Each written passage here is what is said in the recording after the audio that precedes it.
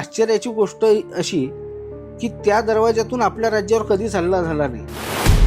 तर त्या काळात कुणीही वाईट विचाराचा व्यक्ती जर का आत यायचा तर तो रक्ताच्या उलट्या करून मरायचा. ज्यावेळेस बंगाल नागपूरकर भोसल्यांच्या अधीन आलं तर त्यावेळेस त्यांना तिथले काळ जादू करणारे लोकही शरण आले आणि त्यांनी आपली सेवा म्हणून त्या भूत्या दरवाज्यावर काळ्या जादूचा पहारा बसवला.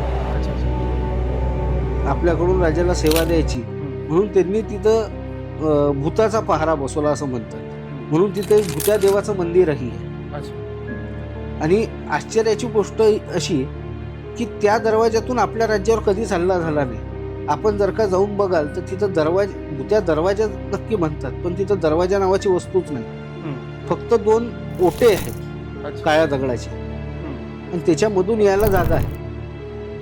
दरवाजा नाही, फाटक नाही, कमान नाही, काहीच नाही. पण तिथून कधीच आपल्या राज्यावर आक्रमण झाले नाही.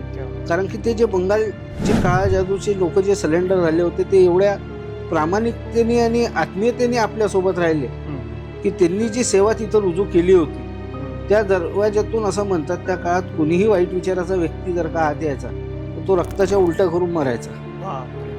एवढा प्रभाव त्यावेळेस काळ्या जादूचा त्या दरवाज्यावर होता.